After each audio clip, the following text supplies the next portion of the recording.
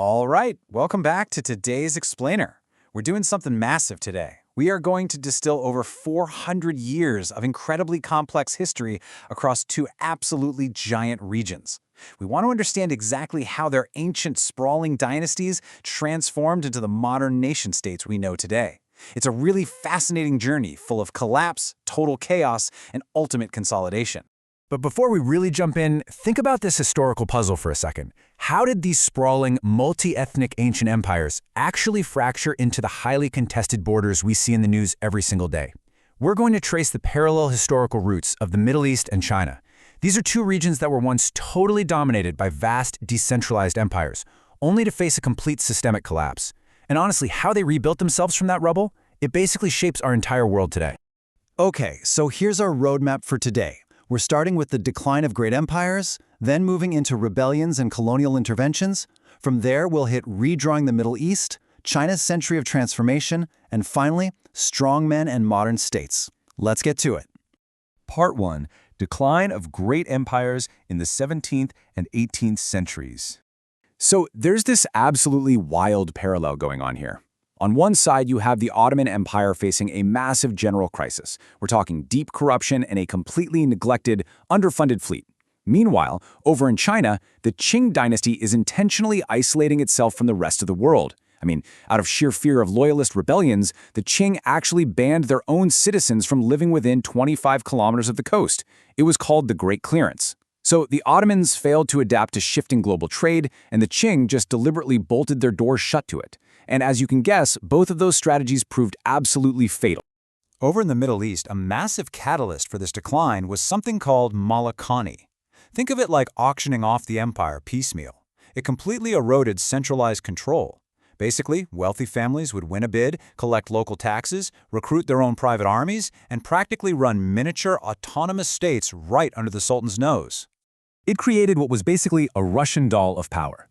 You've got the Sultan way off in Istanbul, sure, but on the ground, in places like Egypt or Syria, real power belonged to Mamluk slave soldiers, regional pashas, or Bedouin tribal leaders. The empire was multi-ethnic, but unlike European nations that forced everyone to assimilate, the Ottomans mostly just left these diverse groups to govern themselves. And while that sounds nice, it ultimately led to this massive, tangled web of fractured loyalties. Moving on to Part 2, Rebellions and Colonial Interventions in the 19th Century.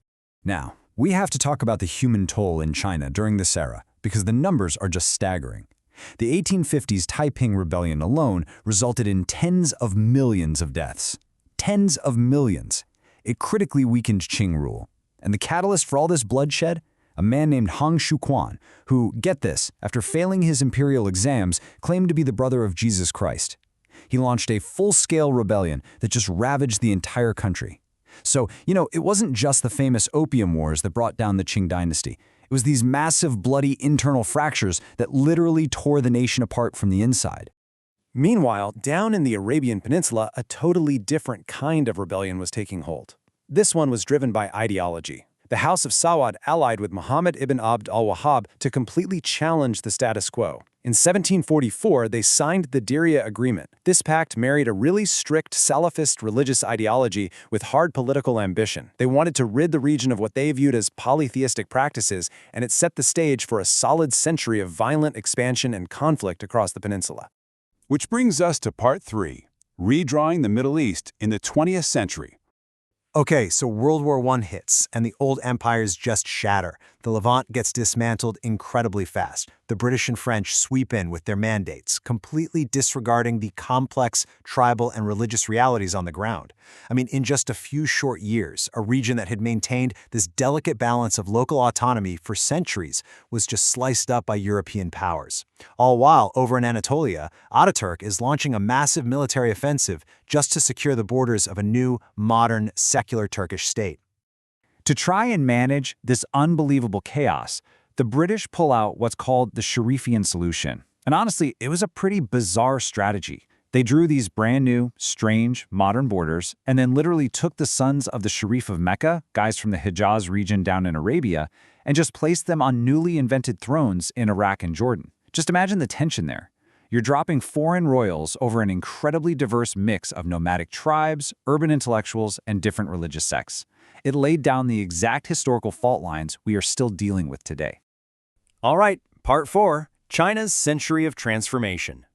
While Europe is slicing up the Middle East, China is fracturing entirely from within. The Qing dynasty finally falls, and welcome to the warlord era. Independent military commanders just tore the country apart, acting a whole lot like those Ottoman tax farmers we talked about earlier. Because China had this long history of military units being loyal only to their specific commanders, the country just dissolved into violent fiefdoms. You had guys running around with these wild monikers, like the Christian warlord or the dog meat general, constantly fighting and switching sides. But crucially, out of all this chaos, communist and nationalist factions were slowly and seriously growing in the background. The whiplash China experienced over the next century is just dizzying. They leaped from the warlord era straight into a unified republic, suffered through the devastating Cultural Revolution, and eventually emerged as a modern superpower. Mao Zedong managed to unify the state, but he plunged it into these continuous, incredibly destructive class struggles. It actually wasn't until after Mao's death that the country finally stabilized into the economic juggernaut it is today. The real turning point for modern China, it's a policy called Bo Lan Fanzang that essentially translates to eliminating chaos and returning to normal. It was a deliberate, massive pivot away from perpetual class struggle and toward pragmatic economic development. Under Deng Xiaoping, the focus shifted radically. They brought back university exams, put scientists back to work, and the whole country embraced market reforms. It was a massive course correction prioritizing stability and wealth above all else. And that leads us straight into our final section, Part 5, Strong Men and Modern States. So how do you hold a fractured nation together? For both of these regions, the answer often came in the form of heavy-handed strongmen. Leaders like Muammar Gaddafi utilized these hybrid ideologies, blending socialism with local tradition to forge completely new national identities, intentionally breaking free from their tribal pasts. Gaddafi took power in Libya through a military coup and systematically dismantled tribal influence to create an oil-funded welfare state. He literally wrote the book on it, the Green Book, detailing exactly how to replace those old loyalties with total reliance on his new state machinery. And once these newly consolidated Middle Eastern states got their footing, they quickly realized exactly what kind of geopolitical leverage they had. Case in point, a whopping 300% spike in oil prices during the 1973 embargo. By nationalizing their oil and teaming up through OPEC, leaders like King Faisal of Saudi Arabia essentially weaponized their economies. And this wasn't just about making money. It was a profound, undeniable declaration of independence from Western influence. But you have to remember, that kind of economic muscle was forged in an absolute crucible of constant conflict. We're talking military defeat after military defeat, leading to massive regime changes. The shock of the 1967 war with Israel just sent shockwaves through the Arab world. It destabilized existing governments and opened the door for highly organized, ruthless military factions, like the Baathists in Iraq and Syria, or Gaddafi's free officers, to seize total control and crush any political opposition. Now, just like those strongmen consolidated power in the Middle East, China's modern era is entirely defined by strict, absolute party consolidation. Under Xi Jinping, it operates under a unique framework known as socialism with Chinese characteristics. The Chinese state managed to adapt to capitalism without ever giving an inch on authoritarian control. Through intense censorship and a harsh crackdown on what they call historical nihilism, the Chinese Communist Party ensures that a free market never, ever translates into political fracture. So, that brings us back to our big question for this explainer. Understanding this 400-year cycle of collapse and consolidation is truly the only way to grasp today's geopolitical reality. Are the heavy hands of strongmen and massive state-directed economies actually enough to hold these incredibly diverse regions together permanently? Or are those ancient fault lines of tribe, ideology, and old borders just waiting to crack open all over again? Think on that, and as always, keep learning.